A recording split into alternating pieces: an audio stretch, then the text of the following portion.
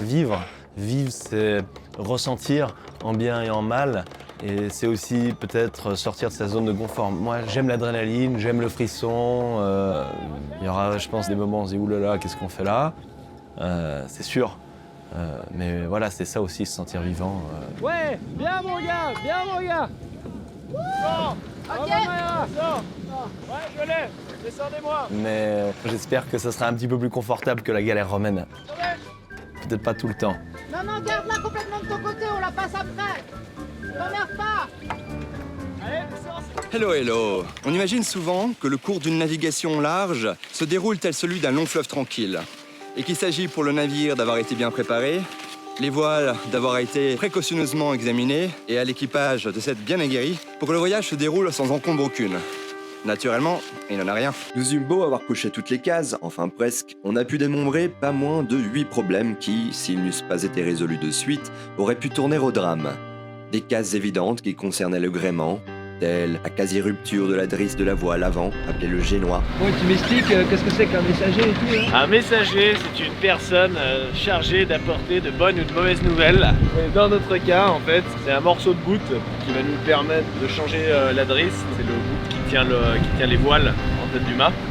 Et donc on a cassé notre drisse de voile d'avant. Enfin, elle s'est cassée toute seule. Donc voilà, on va mettre ce petit bout sur le nouveau bout et un autre bout sur l'ancien bout. Et du coup, on va changer la drisse. Attends, t'as eu mon cul en gros plan? La quasi-rupture de l'écoute de grande voile, Oh, la rupture de la manille soutenant la grande voile, et de nuit s'il vous plaît, Tu peux essayer de faire passer, il faut qu'on passe le bout de bord aussi. Qu'est-ce qu'il y a? Tu sais faire les lashings? Pas très bien, non. C'est exactement ce qu'on doit apprendre à faire maintenant, je pense. Ok, tu sais faire? Non, justement, on doit apprendre à faire. Oui, mais c'est le même principe, c'est un nœud comme ça. C'est des tours et des tours et des tours, et après Ouais. c'est une série de demi-clés. La grosse différence, c'est qu'on n'a pas de clé centrale non plus, donc elle a ça aussi, ouais. Par contre, ce qu'on n'a pas, c'est on n'a pas l'axe central, donc il va falloir qu'on passe un truc avec l'axe central aussi. Ah, il faut utiliser. Il faut de la Dyneema. Ça, c'est plus solide. Plus tu fais de tours, plus tu augmentes ta rupture de charge.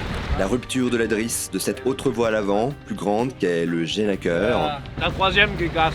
donc toutes les drisses ont pété jusqu'à présent, sauf celle du ski. Non, la drisse de trinquette n'a pas pété non plus. Donc on a deux drisses qui n'ont pas pété. Donc on va voir, je pense qu'on est reparti pour une montée au mât. La rupture du SPI, la voile avant, qui permet d'achever la transat jusqu'aux Caraïbes en 2 semaines au lieu de 3. Ça, ou je sais pas, ou faire une mauvaise manip au niveau des voiles et puis esquinter quelque chose, ou.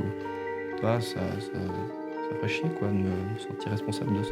Puis la déchirure de la gaine du Génois. Et là, vous l'avez vu avec le soleil, à mon avis. Est-ce que t'as vu un vrai coup? Est-ce que t'as vu la lumière à travers? En fait, il y a des patchs de renfort.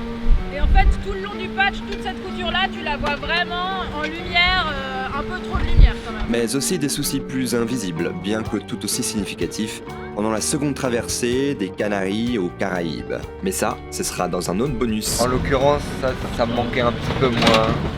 Je la gicle. Bon visionnage.